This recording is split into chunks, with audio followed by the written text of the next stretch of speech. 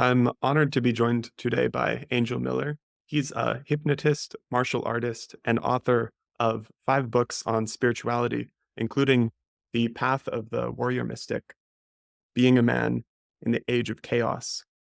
Angel, welcome to the Nature and Nurture podcast. Well, thank you very much. It's good to be here. This book was very influential on me. You talk about masculinity, not just in this social kind of stereotypical way that it's often talked about today, but in its deepest spiritual sense. And you talk about mythology across a variety of cultures and these ancient patterns of masculinity. And the other thing that I like about this more symbolic archetypal view is that this doesn't exclusively apply to men, right? You talk about men Right. Yeah. embracing their feminine side, women Yeah. embracing their masculine side. Yeah, that's right. Yeah. I mean, probably 95% or more applies to women. I mean, there's a little bit in there about sexuality that might not apply to women, but otherwise, yeah. And yeah, I think that's one of the things that's sort of sets this part, a book apart from other books that I've read on masculinity or that you could come across. And that is, it's not about, chest thumping, being more and more manly. It's about what is the archetypal sort of vision of masculinity, and really probably in every culture, at least in every civilization, the ideal man wasn't, his chest thumping moron. He was, someone who was, articulate, or, wrote poetry, things today that we would think are incredibly feminine. Yeah, of course, wasn't considered to be feminine. If you're writing poetry 1,000 years ago, you could be a Viking warrior and write poetry. It wasn't regarded as effeminate. But, you know, at its foundation, this sort of masculine archetype is someone who's holistic, right? So, you can defend yourself or engage in war, but you also, can write poetry, um, play music, maybe, you read, you think, you're a thinker, it's completely different. So, So, warrior mystic is this idea of becoming balanced, holistic individual. yeah, You have both training of the mind and the body. yeah, that's right. And this is probably an horrible pronunciation, but in classical Japanese civilization, there's the idea of Bunbo Ryodo. It's the way of literature or the way of civilization and the way of war or the way of the warrior together. And you kind of find this all over, right? So Plato talks about education through wrestling, music, and philosophy. So yeah, exactly. Bringing these kind of two, at least two elements together, the sort of martial and the more mystical, cultural, spiritual elements together. As you mentioned, ancient philosophers focused a lot on strength in body as well as mind, and Yeah. warriors wrote poetry and were artistic and trained very holistically. At what point and why do you think societally, at least in Western culture, these two things kind of branched off and are now seen as opposite? Yeah, that's a good question. Yeah. Well, certainly, if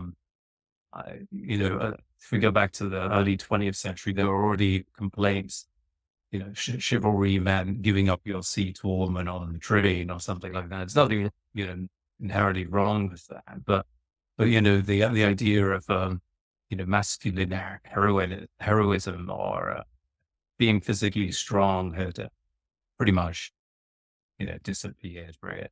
As an ideal of chivalry anyway. But yeah, it's difficult to pinpoint why it became split from the two. I mean, I sort of suspect that probably World War One had a lot to do with the situation we're in today. In the West, at least, so churches would say, "Go and fight the good fight, and it will be over by Christmas," and this kind of thing. And it was sold to young men as maybe not an adventure, but something that, wasn't going to ruin their lives. And then millions of them went and died in this sort of mechanized warfare where they were just being, mowed down with machine guns and had no hope of, making any difference whatsoever except to be sort of cannon fodder, really. And after that, obviously young men were disillusioned with traditional church because the church had told them to go and fight and they came back mutilated or with limbs missing or simply came back dead. And then, women, of course, pretty much had a generation where, they weren't going to get married, which, today may not seem like a big deal. You can go and work and become CEO of a Fortune 500 company, but that wasn't the case, 1920 or whenever. And then I suppose, as World War II had more of an effect as well. Maybe not more than First World War, but maybe I think it led to this sort of just total devastation. I think Americans forget that much of Europe was just wiped out. Soldiers would come back from war to find their house, and they couldn't even find the street they were on because it was just rubble, just reduced to rubble. And a lot of cities were like that. So I think after that you get a disillusionment with these tradition, and therefore with traditional gender roles, is it what we call today, right? So and I mean, the 50s, I guess you still have you have the masculine man, but in a sense, there's kind of a bit of an idiot. He likes cars and baseball, but he's never going to write a poem or even, be polite to his wife or whatever. But, after that, of course, we get the 1960s with the hippies. And then after that, a whole sort of slew of sort of radical youth cultures and fashions. They're always trying to sort of reinvent themselves, maybe consequently are reintroducing ancient themes as well. The hippies were looking at, Eastern mysticism, for example, and even sort of goth in a way, sort of drawing on this sort of romantic um, sensibility of Edwardian Britain or whatever it may be. So, The idea of these universal ancient patterns playing out cross-culturally and historically and in our stories really is what drew me to Jungian psychology. And that's not too fashionable, at least in modern right. Yeah. academic psychology. It's seen more as this more spiritual, non-scientific fringe idea. And Yeah. I do take those criticisms seriously because modern psychological research is all about finding empirical data. But I think some of the best psychological theories are grounded in evolutionary psychology.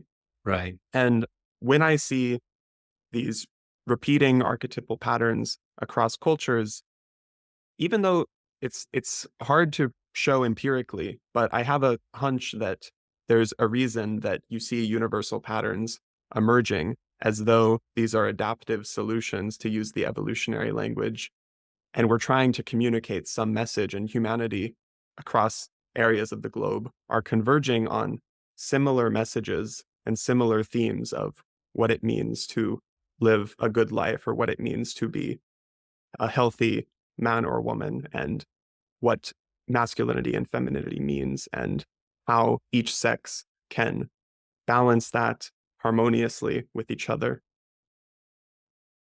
Yeah, right. Yeah. I mean, some of it, of course, is because there are sort of limited things in the environment in comparison today, right? So you're always going to fixate on the sun and moon, for example, if you live in a natural environment. But yeah, I mean, it's certainly true that if you look at different mythologies, although there are differences, there are definitely similarities, and then the cultures that and the civilizations that emerge also have these similarities as well. And I think you're right that there is an element of the evolutionary in that, and as you say, or at least I think implying, even Jung's archetypal or collective unconscious in a way could be related to some sort of evolutionary processes, right?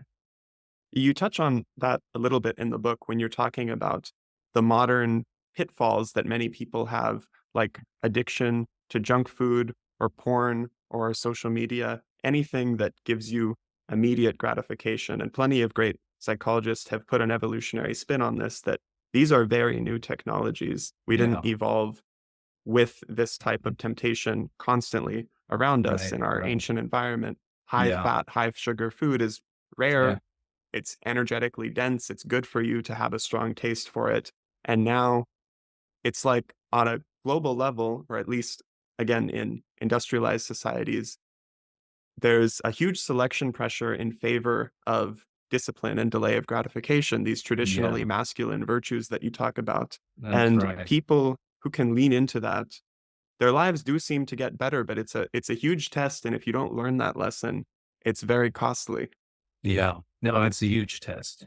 And, a couple of things there. And one thing is, we can have anything we want today, pretty much at the press of a button, right? But the one thing that we can't have, that is probably worth more than all of that is anticipation, right? So even if you went back a few decades, if some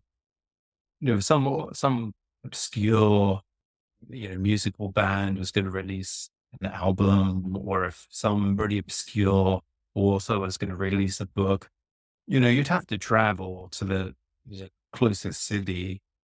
Maybe even that wouldn't be good enough sometimes. You'd have to travel somewhere, you'd have to find some obscure shop that was selling it, would sell these sort of rare objects, and then buy it and take it home and read it or play it, whatever the case may be. But, as a consequence, people really value that stuff, right? But now you can sort of just download it on the internet. There's no anticipation, but I think, as human beings, we need that, right? We get these constant dopamine hits. Everything just seems more and more boring. Something that would have been really, really exciting and interesting that you would have thought about a lot, a few decades ago. Now it doesn't really seem exciting, and even the equivalent doesn't seem exciting, or not for very long, right? Because you're constantly bombarded by this newness. There's a new song every minute, or a new book every minute, or whatever it may be, or a new distraction, or a new video that pops up, or a new ad for something you've never thought of. But I think, to make sense of life and to make life meaningful, you need anticipation. If you think about, I mean, even a century ago, right? Maybe even less than a century ago, but certainly if you go back several centuries, you know, seasonal holidays or seasonal festivals were a really big deal. So that you would look forward to Christmas or whatever it may be for weeks before that, prepare for a long time before that. So you get this sort of delayed gratification where you're always looking into the future at this next big thing. And in a way, that sort of looking forward and preparing and delaying the gratification is probably in many respects better for you than the actual celebration itself, right? The celebration is nice, but we all know how much gratification we get out of looking forward to something. And, that's a discipline, right? That we can't really have in this day and age because, okay, it might be Christmas coming up or any other holiday, but so what? I can go and get all the stuff I want and more just with a few clicks of the buttons. What does it matter if someone's going to give me things, whatever? Anticipation and boredom are an interesting lens to view meditation through. You've written Yeah. about the Yeah. benefits of meditation. Many, many Yeah. people have. And I've tried Yeah. it before. I haven't managed to make it stick as a habit. And I think two Yeah. things usually happen. The first is that if I try and sit still, not thinking about anything, Right. usually thoughts just come, whether it's thinking Yes. about past memories or Yeah. planning, what am I going to do as soon as the meditation's Yeah. over? What are the deadlines looming? And even insofar as I can push away those thoughts and genuinely just sit, I'd get bored. Yeah. And what do Well, you do past that? yeah, well, that's something I think most people experience. And, it's definitely something I experience. So, if you think about awareness meditation, which is what most people think of when they think of meditation, you sit there and you focus on your breath. And maybe, some people will say, inhaling or breathing in as they breathe in, as they breathe out, they say exhaling or breathing out. And then if they have an itch on their head or they feel a bit, tense in their neck, they might just say to themselves, sensation, mentally, not out loud. And so they're sort of trying to observe all these things that are going on in them. But to me, that's not conducive to the Western mind. And I mean, by that, I mean anyone who grew up in the West, we like to have a aim. So what I have found very beneficial is instead of just observing these things, you want to try and have an aim, and the aim should be to be as relaxed as possible, right? So if that's your aim, let's say I feel some, I feel tension in my neck, instead of just saying, to myself, sensation, or something like that, I'll say, yeah, my neck is relaxing. I'm becoming more and more relaxed. Or if I then notice something like there's some tension in my face, right? So then I'll just say the same thing. Face is relaxing or my jaw is relaxing. I'm becoming more and more relaxed. And of course, the more you relax, the more you notice there's tension in your body, right? So you could be really, really relaxed, but then you start noticing even sort of more subtle layers of tension. So if you keep doing that, then at some point you're going to be extremely relaxed, that you might even go into a state of hypnagogia where you start dreaming. So, which I kind of like. So, Mhm. it can be, you know, yeah, it can be quite visionary, even though they're just sort of flashes usually. So my way around this is to have that aim of I want to relax as much as possible. So I'm going to tell myself I'm relaxing. I'm going to try and correct these things by saying these parts of my body are relaxing when I sense tension. And then maybe I'll go into a state of hypnagogia at some point. This idea of that comfort of relaxation and the discomfort of boredom, there's something related to that, Yeah. I think, in this motif of the journey into the unknown. And you explore this in your For book through sure. discussion of King Arthur's knight's story. You talk about Sir Yeah. Gawain going That's out right. into the unknown. Yeah. Yeah. So, well, just to touch on boredom, first of all, yeah, I mean, I think if you look at youth cultures from the 1920s all the way through to maybe through the 1990s, what you notice about young people is that they're always inventing these new, interesting cultures with new music and new fashion. And whether we like them all or not, every maybe 7 to 10 years, that young people will invent something new. And in terms of clothes and music, especially. And then, of course, with that comes dance, right? But if what is the music at the moment? It's, hip hop. It's been around for 40 years. Country's been around for probably, I don't know, 70, 80 years. Nothing really new is being invented, right? You don't go on the street and see, young people dressing in some crazy way that we've never seen before. And I think You the see weird reason TikTok dances instead.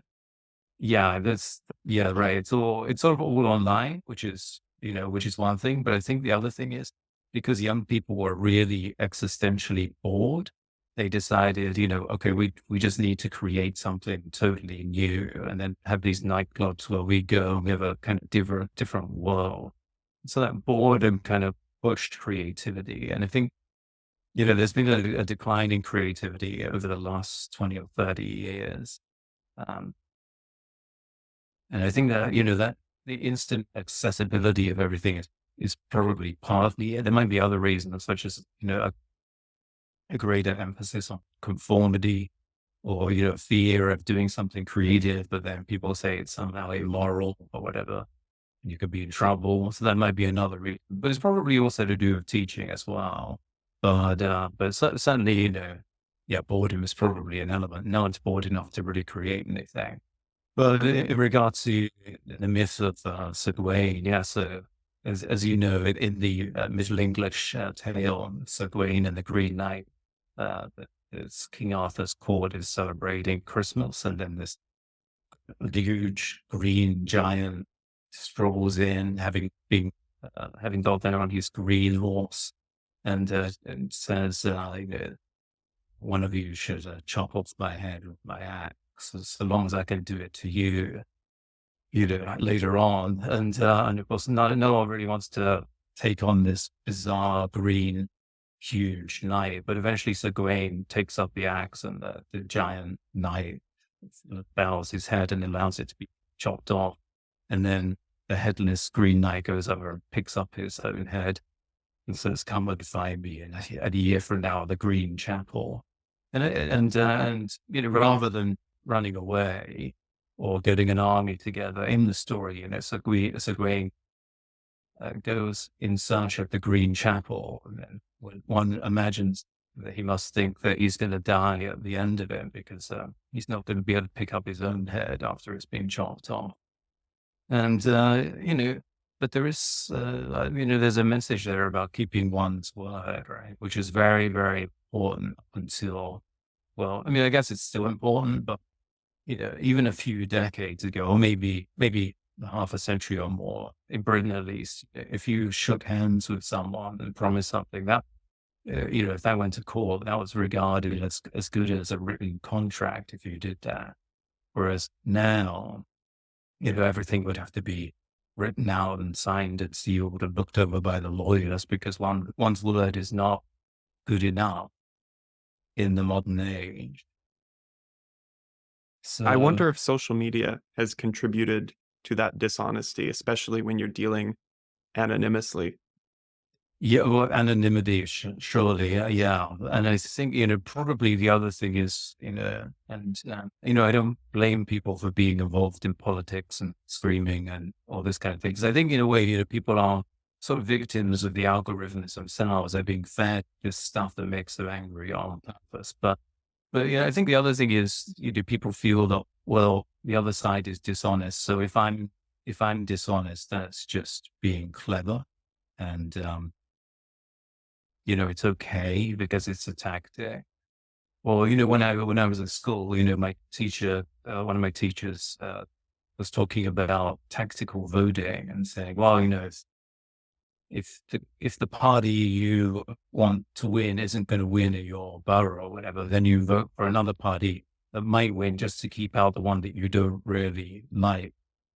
And that sounds like you're being really super intelligent, right? I'm a tactical voter, but the end result of that is tactical parties that know what to say to win you over and then don't follow through with that once they get elected. I might be an interesting case study for you here, Angel, is coming from this social media generation. Now, I was very obsessed with video games as a child, and I think there's a couple interesting things here. So, for one thing, it was always the medieval type fantasy video games Oh, really? that Yeah. attracted me. And you see some parallels here with this interest in mythology, which I've also had since Yeah. I was a Yeah. child. But I lack the language, I think, to realize that the core interest underlying both the interest in mythology and video games and later in psychology were these archetypal patterns, like this Sure. sense of living out the hero's journey. And Yeah. I wasn't involved in athletics really as a child, but you're simulating it on the game. And not only Right. that, but you mentioned dopaminergic reward. It's all much more fast paced. Like Yeah. you get the points on the screen, you feel good without really having to exert much real effort like you do when you're exercising. So that's an interesting piece that we can return to. And then the Yeah. second was this was a form of socialization for me, but because it was so detached from the real world, there were a lot of scams online, especially because it was little kids playing, and some of the younger kids are naive relative to the Yeah. older kids. So, for example, some of these games, they have combat, but they're limited to certain areas. So let's say most of the game, you're in an environment where it's safe and you can't attack each other or steal your stuff, but you can trick someone into following you to a dangerous area, and then you kill them, you take their stuff, and I would do that both on the getting scammed side at the beginning when I was first playing, and then later Sure. doing it to some poor little kids. And especially when I was on the doing it side, I would justify it with these types of rationale you were just mentioning, like, well, they were naive, they deserved it. Through this scam, they're going to learn like I learned the hard way. And that's kind of related to this toxic masculinity that people talk about. It's not virtuous. It's the Right. opposite of Yeah. these knights that the Yeah. stories that Sir Gawain and others are the virtues that they're acting out. Yeah. That's right. Yeah, that's true. Yeah. I mean, I don't know how relevant this is, but I do remember when I was a little kid watching a war movie and you would see scenes like this. Well, there was one scene where there was a British officer and a German Nazi officer, and one of them pulled a pistol on the other, and the other one put his thumb over the pistol. And I don't think they would have really done anything, But the idea was that, it was somehow the gun would explode and they would both be killed if he pulled the trigger. And, and I remember saying to my father, why don't you just pull the gun away and shoot him? And, but there was this idea that, well, these are officers and gentlemen, and they would never do anything so dastardly or underhand. If they both were going to die, that's fine. But they would prefer that to being, dishonest or, sort of the behavior of the hoi polloi who just want to win for the sake of it or to save their own skins. That this wasn't becoming of a real gentleman, which is a sort of hangover from chivalry, right?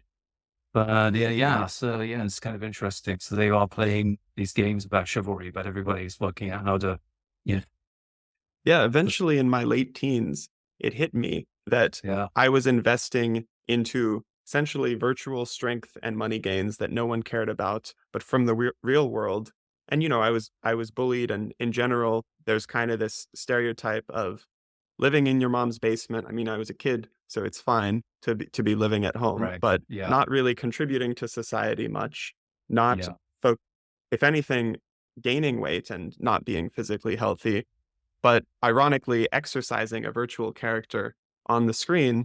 yeah, Eventually it just hit me that if I treat my life like a video game and begin to exercise myself and yeah, focus on real rewards, that yeah, that works even if you have to play a much longer term game and it involves this delay of gratification.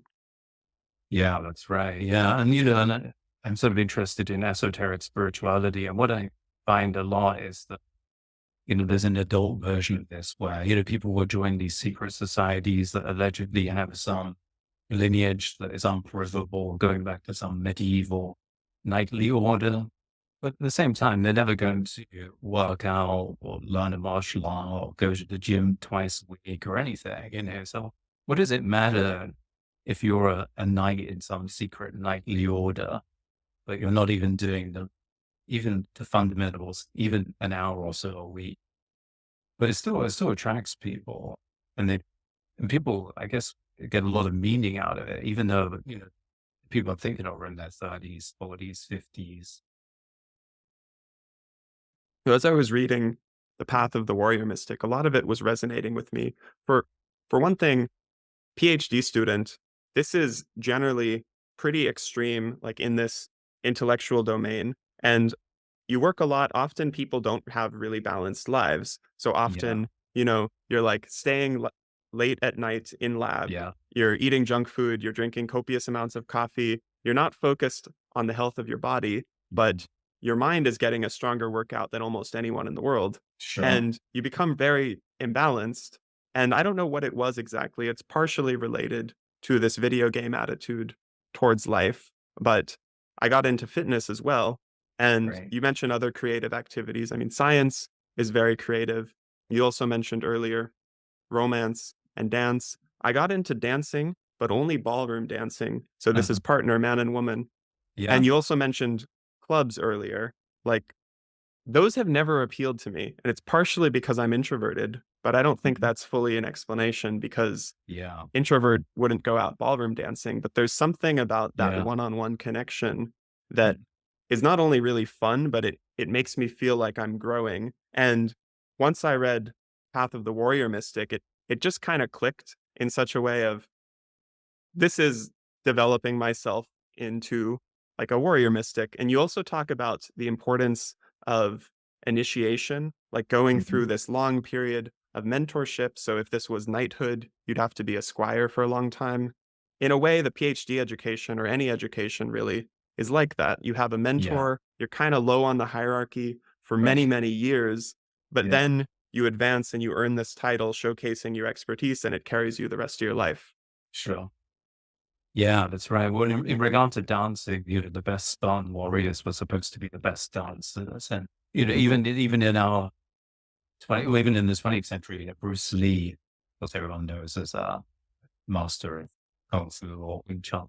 Yeah, early in his life, he was also he was I don't know what his title was, but I guess not a ballroom champion, but Char champion or something like that. So he was actually, a champion dancer as well, which you don't really hear mentioned very often. But you can see how it relates to martial arts, right? You need to be able to move. So Right. So even there, that at least I want to interpret it in a could this still be imbalance? Like he's great at fighting and dancing, but those are all physical activities. Yeah. Is his mind underdeveloped? But at Right. least fighting and dancing, they also take a lot of planning and mental skill. Yeah. Yeah. It takes a lot of mental discipline, that's for sure. Yeah. I think it's probably especially, well, I don't want to say especially because, I'm not a dancer, but there is something strange about martial arts where you're going to get hurt or are getting hurt and you still have to respond to that intelligently in some way and very, very rapidly as well. But, already beyond what you could think consciously much of the time. So, There's this hard balance of what is the right amount of, say, discomfort or yeah, injury to expose yourself to? Because there's yeah, certainly a thing of pushing yourself too hard, whether that's at the yeah, gym or just any form of risk taking that's dangerous and stupid. But then there's the type of risk taking that's venturing out just enough into the unknown that you grow as a person. for sure. Yeah. Well, risk taking where there's no reward, that's definitely stupid, like, jumping off a really tall building, that would be bad. But and and you do see these videos or you hear people doing some crazy things, usually, men in their late teens or whatever. I mean, against that too is, boredom and they need to feel that they need to prove themselves in some way. But yeah, taking the unnecessary risks is usually a bad idea. But so yeah, you do have to balance that, see what's the reward and risk balance there. But yeah, and pushing yourself definitely, it can be a bad thing as well. One thing I believe this is correct, but people who work out all the time might not put on as much muscle as they think because they're sort of overexerting themselves. You need those Mhm. periods of rest as well. And I've certainly people who worked out, really excessively and were still really overweight, but they didn't sleep properly. So, I mean, the way you put on muscle is to exercise, it damages the muscles, then you need to rest so the body can repair itself and, you know, strengthen your muscles so that your muscles actually expand. So, yeah, There's so you good need that. good neuroscience research on something like that as well for learning and memory, Yeah, where that's if you right. That's study 8 right. hours straight, you're not doing yourself any good. The intermittent Yeah. breaks actually give you a time for memory Yeah, that's consolidation. right. Definitely. Yeah. So that's how you could work meditation into it, right? You can study for an hour and do 10-minute meditation, relaxation. Yeah, there was a famous physicist, I don't know who it is, but they were commenting on the modern academic culture where you're expected to publish and publish a lot, and it's Yeah. almost like quantity over quality. And Yeah. this physicist who made some major theoretical breakthrough said this came after decades of really just thinking. And Yeah. if he didn't have that protection, he wouldn't have been able to make this breakthrough. And I Yeah. wonder to what extent I'm lacking any sort of insight because in general, I avoid being bored. Yeah. Well, yeah. So I mean, I think that's right. Right. The way you come up with anything new, whether it's a book or a scientific experiment or whatever, a new invention, it's usually that you have different influences from different places that don't always seem to be, um, coherent in a way. So maybe you're studying, mathematics, but you also look at art, or you study physics, but you also look at sport or history or whatever it is. And then somehow these over a period, they usually sort of merge together in an interesting way. Not that, I'm making art out of mathematics and everything, but you get some insight out of these other things that you can apply to your own field. That's often what happens. And then it seems like there's a large cluster of different, people who make it really big in a field. Either specialize like crazy, or they have prior experience in another field, a pretty significant experience, and somehow they bring that into it. The You time is also a big talk about factor. Steve Jobs. I think it might not have been in this one. Maybe it was on your book on initiatic Yeah, spirituality maybe. that Yeah, he had some obscure interest in yeah, calligraphy. yeah. And That's right. indirectly, this led to creating the idea of personalized fonts on personalized Yeah, computers. yeah, that's right. Yeah, yeah, and studied. handwritten calligraphy under a Trappist monk. And, you know, to us today, the idea of different fonts on a computer is completely normal. But, early computers had a sort of calculator type font, and calculators have never changed their font or, their graphics. And, typewriters have never changed their font. So there's no reason to think, why do we just have loads of fonts on a computer? And I'm sure if you said that to most people, they would think, well, why? Because it's doing its job fine. What does it matter if you have a sans serif font as opposed to, Times New Roman? Who cares, Mhm. And, but, because of this obscure interest that must have seemed laughable to most people, he realized that you could put that into a modern computer and it would completely revolutionize everything. And, that's often how things happen like that. There's a sort of self-selection into, the types of computer engineers who were designing the earliest ones probably weren't the most Yeah. artistic, but in a way, that is a specialty, a niche that we need in our culture. And this is Yeah. another almost paradox I've been trying to wrap my head around. So there's kind of an implicit or explicit message in the path of the warrior mystic and in society generally that creativity is good and leadership is good, but not everyone can be creative and not everyone can Right. be a leader. If everyone's a leader, who's Yeah. there to lead? Yeah, that's right. Yeah, I think you're right. Yeah, and I think that's you know in my writing that's something that is definitely different to you know other books or manhood. That I emphasize creativity. I mean, I think we can probably all be more creative than we are, but we can't all be Mozarts or whatever. That's just impossible because I mean, as you say, it takes a long time, right? I mean, I don't often think to myself, it takes about 10 years to think through anything um, properly, or to have an original thought takes about 10 years because you have to go through all this stuff, you learn something, get to know it really well, and then you start to see the gaps in the field, right? And then maybe you can have an original idea where you can think, oh, we can do it in this completely different way, right? I mean, you can have thoughts all the time, obviously, right? And one easy way of being creative is just to say, why don't we do the opposite, or why don't we merge these two things together, right? So, I want to create a new style, so why don't we merge punk with Victorian dresses or whatever, right? Anyone can sort of think this, right? We just bring these two different things together and we've got a new thing.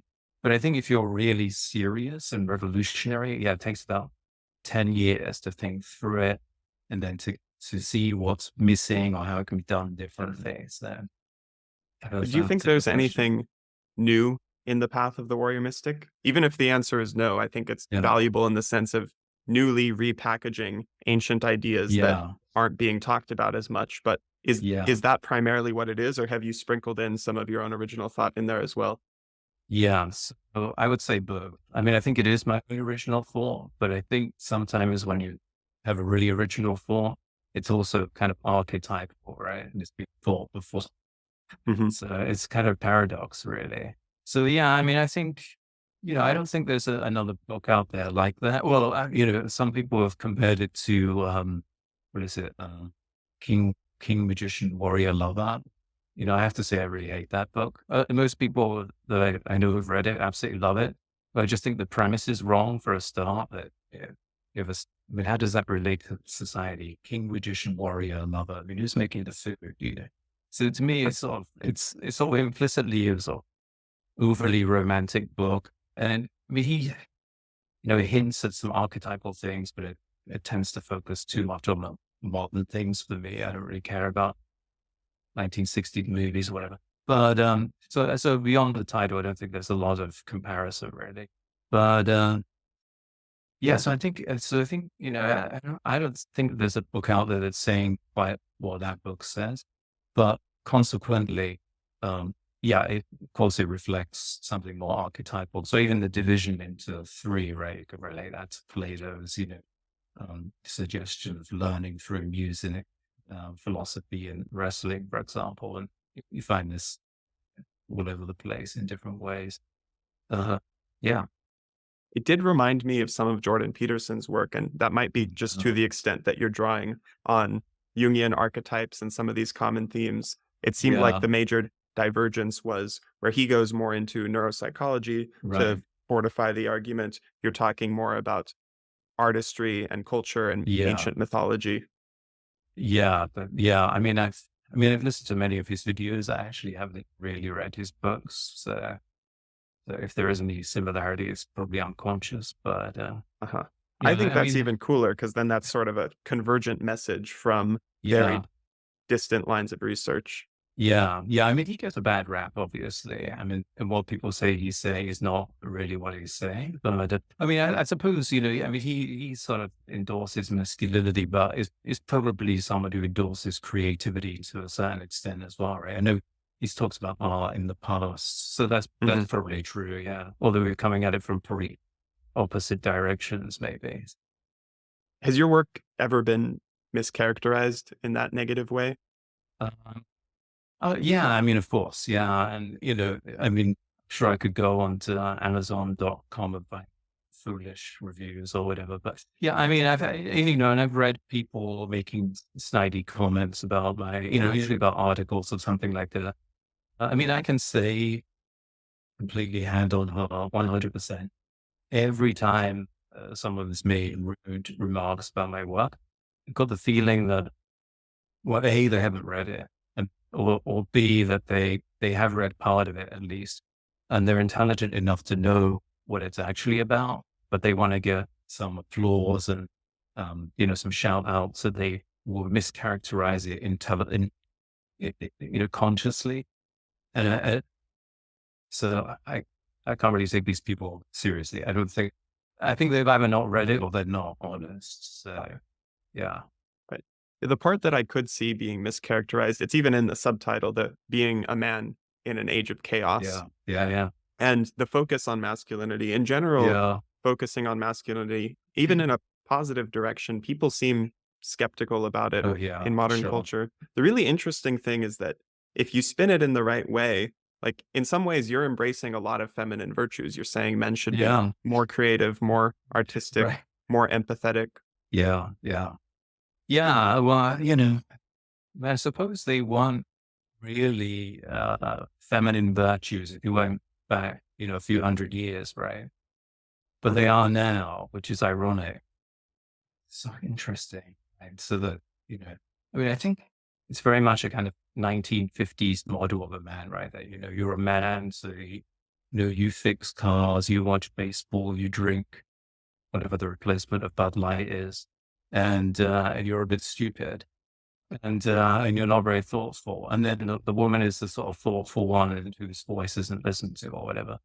But I mean, these are sort of degenerate, representations of men and women, right? If you go back, I don't want to romanticize the past because obviously it didn't apply to everyone. But the ideal, in every classical civilization is that you know, a man should be wise, loyal, should be empathetic, at least to his troops or whatever, and should be creative.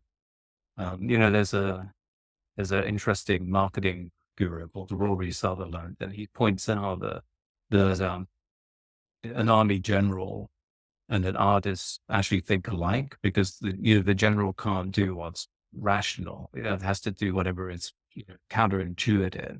Because if it keeps doing what's rational, then it's going to be predictable, and then these troops will be wiped out. So it's to think more like an artist. But Mhm. I think that's true, right?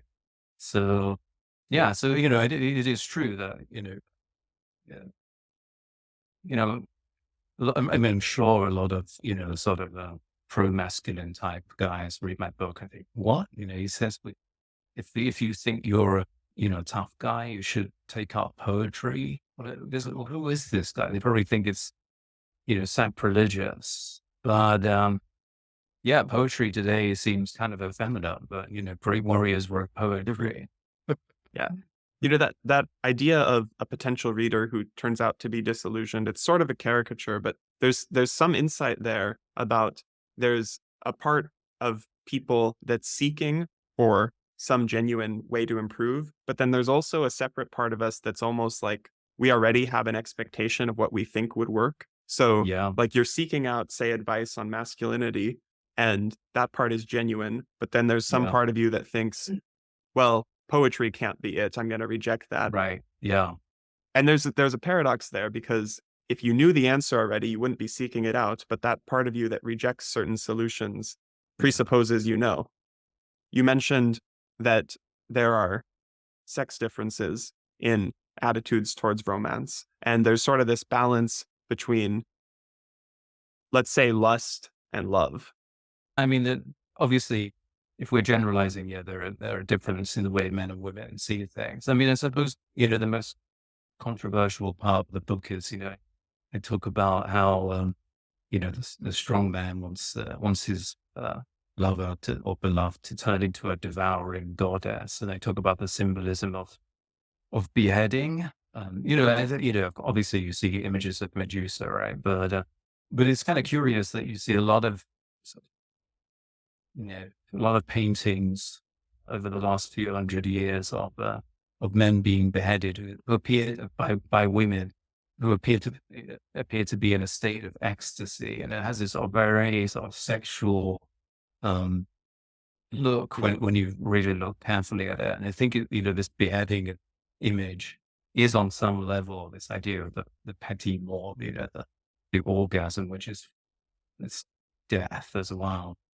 And I think one of the things about men is, or maybe that the romance of men is this idea of innocence dying, right? You want to die for your lover or die for your country or whatever it is. Whereas I think probably women more so want to stay alive so that they can look after their children, right? Or want to protect their children, and so that's probably that's the romantic thing for them. But it's interesting that I point this out. I forget which book, but we give women flowers to celebrate life, right? So there are folk festivals where pubescent girls are dressed up in flowers and paraded and this kind of thing, or women get flowers on Valentine's Day. We give women flowers in relation to life, but men get flowers in relation to death. So there's the poppy wreaths that you see in London on Armistice Day to celebrate, commemorate the unknown soldier and to commemorate the what's in the, the the flower you wear is a poppy, which looks like a gunshot, and that's when men get flowers. Or in the Iranian martial art of Zilkhan, in there when two athletes are going to battle each other, or traditionally they would exchange flowers. Right when they're going to injure each other, they give each other flowers. And then I think that's kind of telling that when you get flowers, women get it for life and reproduction, and men get it for death. And so I think our romance is very often caught up in this death that we want to be. We want to die for our lover or our country, or we want our lover to turn into this like devouring being who's going to destroy us in a moment of sexual ecstasy. But I could be wrong. There's some connection there to this phoenix motif of dying but being reborn Yeah, stronger. We talked yeah, about how you do that with your muscles when you're working out. There right, might be yeah, some connection to Christ as well, not necessarily in Christianity in the strict sense, but the way that Jung talks about it is yeah. Christ as this archetypal ideal of a man who sacrifices for the betterment of mankind. Yeah, that's right. Well, the phoenix is a symbol of Christ in the West, right? So I'm sure it's that in the church. I mean, I'm sure you would see that in alchemy, and you also see that in Freemasonry as well, in the Rose Croix degree, without getting into the complexities of Freemasonry. But in this degree where there's a sort of theatrical ritual, the pelican. Well, it's the pelican, yes, but I think the phoenix is in there as well. But but this phoenix, the phoenix definitely is related to Christ, and the pelican is related to Christ as well. I don't know if there's any cultural shared lineage between Freemasonry and fraternities and sororities as we think about them in modern American education. But Yeah. those have almost become caricatures of maybe how they started, in the sense that Yeah. these are typically the organizations that are least intellectually developed, most Yeah. leaning into that sort of party Yeah. culture, risk Yeah. taking, focused on the here and now, and I guess more on the body than on the mind. Right. Yeah. I've never experienced American fraternities in that sense, but yeah, because they have a really, really bad rap, obviously, and probably for good reason a lot of the time. But yeah, I think if you went back, a century, 150 years, you would find that they were much more about instilling some kind of ethics and obviously creating some kind of in group as well. But, you know, maybe creating some kind of initiation into manhood as well for these guys that are at college, and same with sororities as well. So yeah, they're pretty more serious. There are these interesting opposite biases when you look on the past, because occasionally we do so, especially if we're talking about moral matters or how violent and brutal humanity used to be. We talk about our ancestors as almost less evolved than us, like they just didn't know as well. Yeah, And then other times we have this huge nostalgia bias, like the ancients has wisdom that yeah, we've lost and modern culture is deteriorating in all these ways. But the truth must be somewhere in the middle. There's something archetypal about those two motifs. yeah. That's right. Yeah, yeah. I mean, yeah. Probably both are true, right? So probably they were more brutal and bloodthirsty and didn't really care about you know killing people from another tribe or culture in general. But they probably also have wisdom that we have lost as well, depending on what we're talking about. But, I think probably, you know, this might sound very elitist, but, we tend to think of cultures as one thing, but within those cultures, there's a range of intelligence, obviously, and an interest and curiosity. And I think that, most people don't think deeply about things. And it's probably always the case. Right? So, And this is this sort of paradox of what's the right advice to give people, because on one hand, you want this motivation of people should embody more leadership, more yeah, creativity, more intellect, more yeah, rationality. All of that is really hard work, and yeah, wouldn't it be great if everyone can do it? But then yeah, there's a recognition that not everyone can or should, and you don't yeah, want to sound elitist when you say that, but I imagine you might run into this in your hypnotist consulting practice, because you're trying to advise people to live better yeah, lives, right? yeah, exactly. Yeah, that's the thing. And I think, honestly, the people that really push themselves very often come from backgrounds that are bad, right? But, maybe it's an abusive childhood, maybe it's poverty, maybe they had some, terrible illness when they were a child or something really bad happened to them. Typically, what I see, those are the people that push themselves to excel in some field.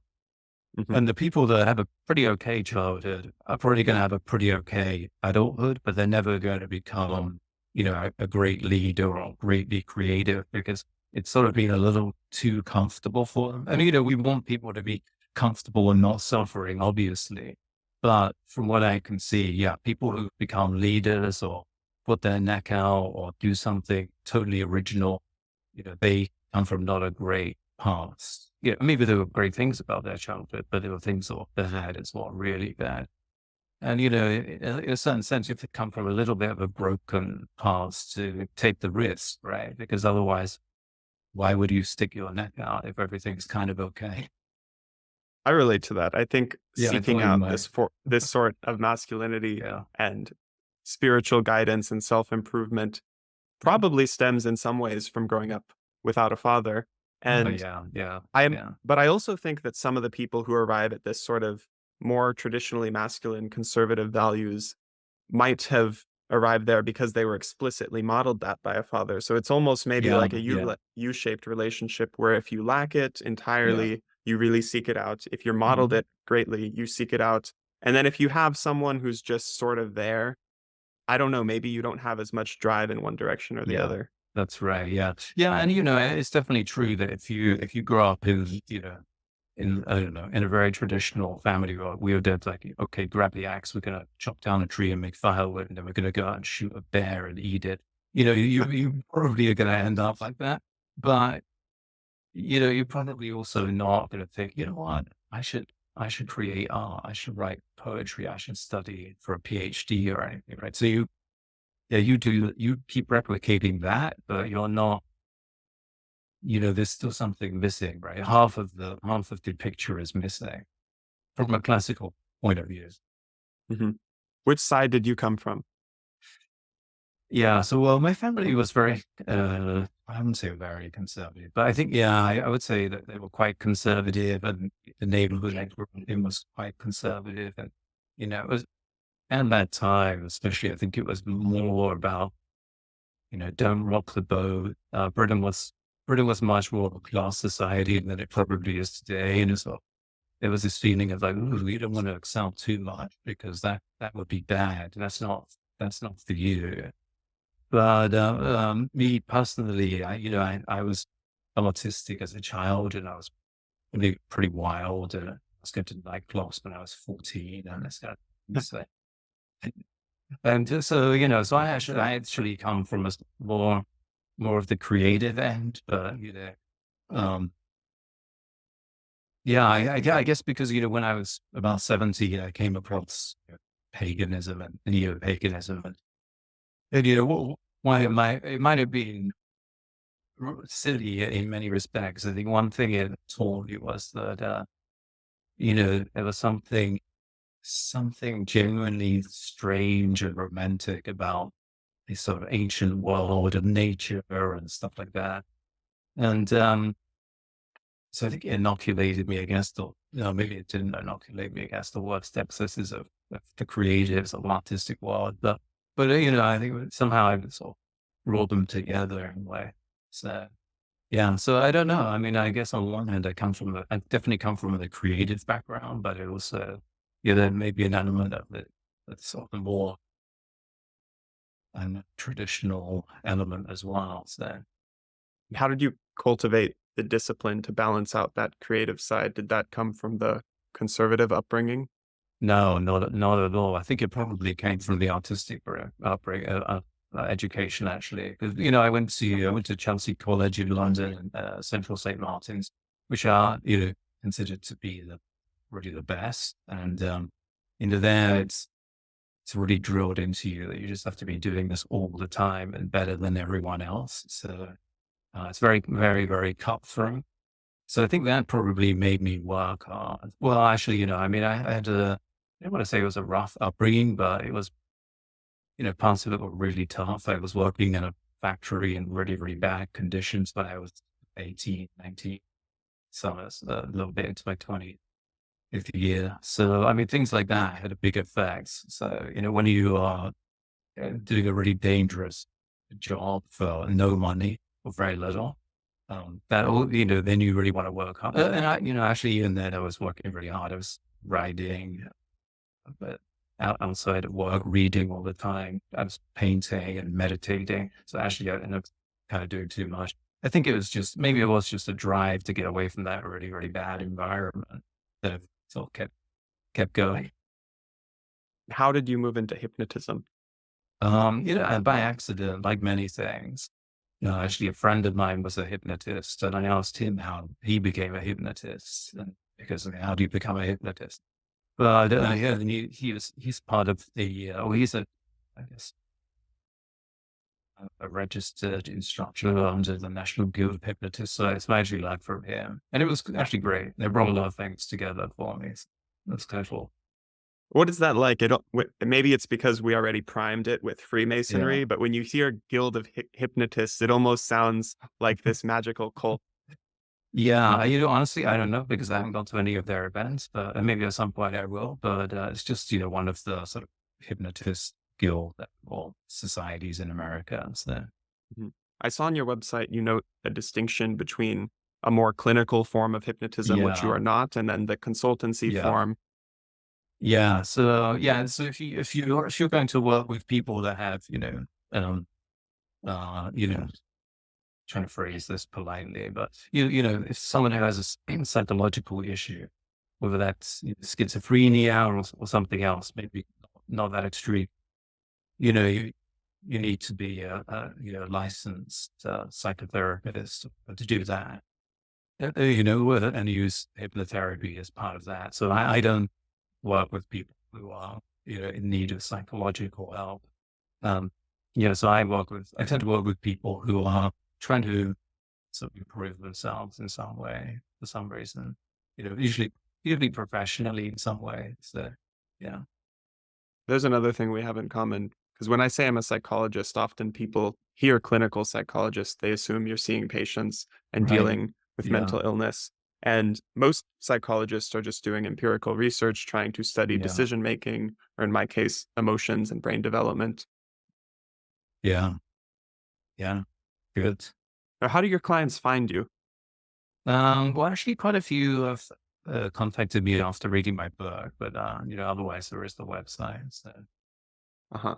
yeah. So is it is it like therapy?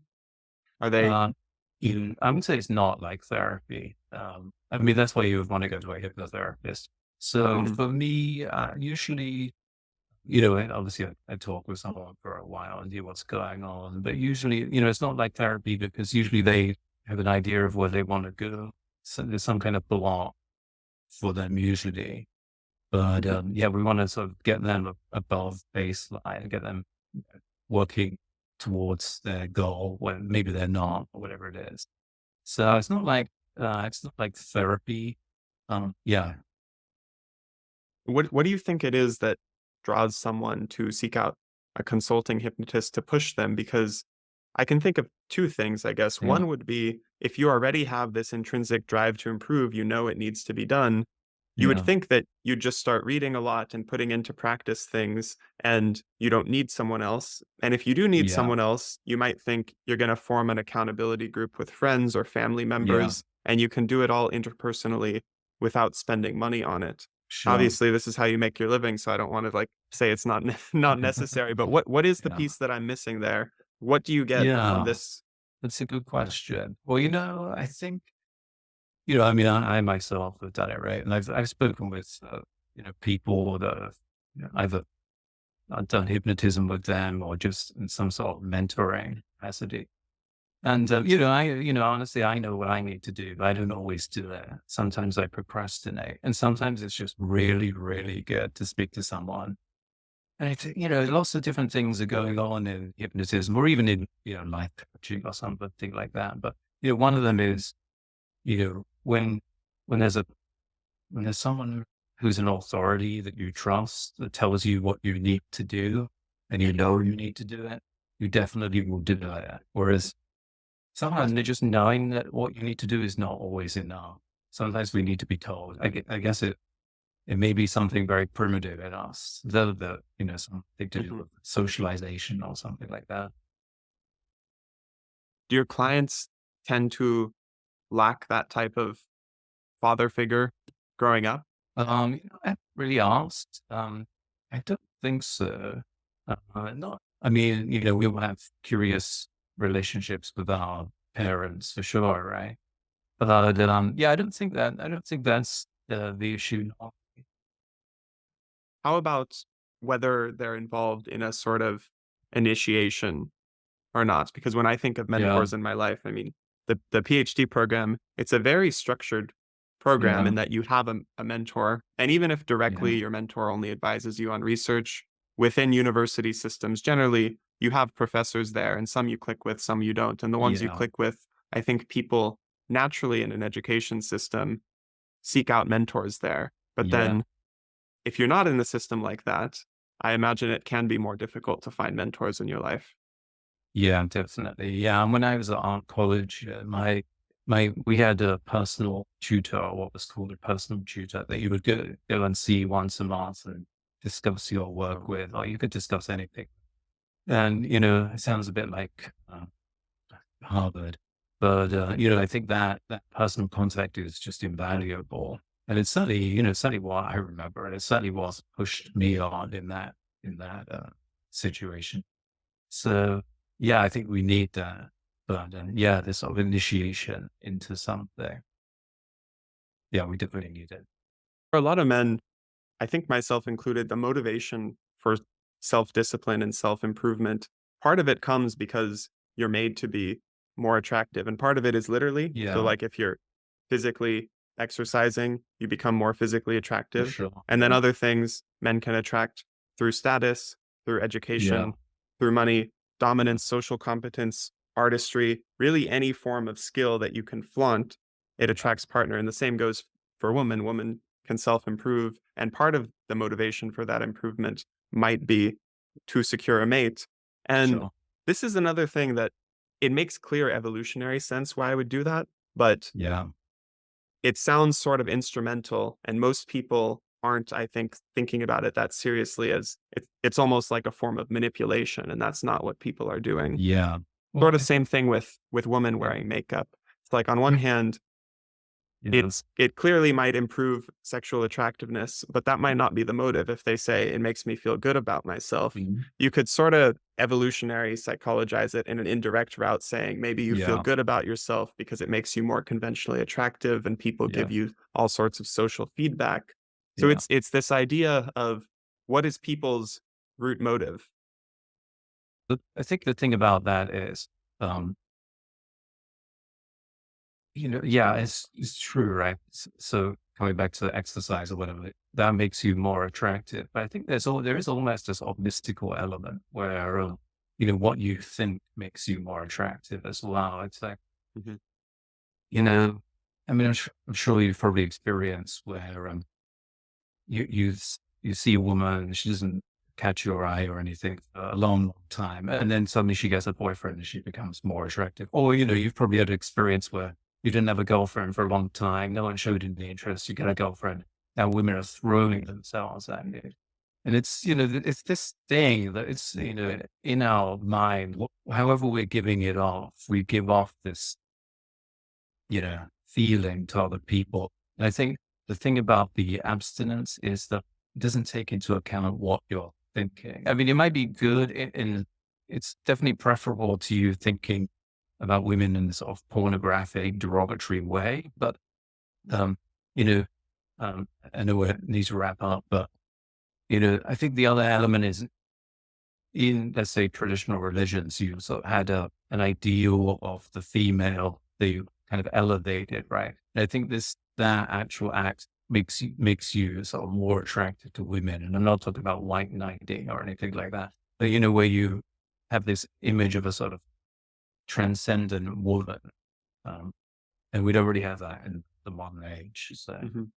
Right. Because there's this intrinsic motivation for self-improvement, it benefits you, and then there's all the indirect ways you could frame it, like, it benefits you because people treat you better, because you'll find a mate, yeah, because you'll be able to achieve all the major life milestones like success in career, family life, leaving yeah, on a legacy, whether that's literal descendants or whether that's an intellectual legacy or through yeah, something you produce in the world, yeah, for sure. Yeah. right? You mentioned we should wrap up, Angel. Is there anything else you want to say about Path of the Warrior Mystic or any of your other work? No, I mean, people can get my books from all the usual places like Amazon.com and Barnes and Noble. They can check out my website. But that's it. Right. Thank you for your time. Thank you. Appreciate it.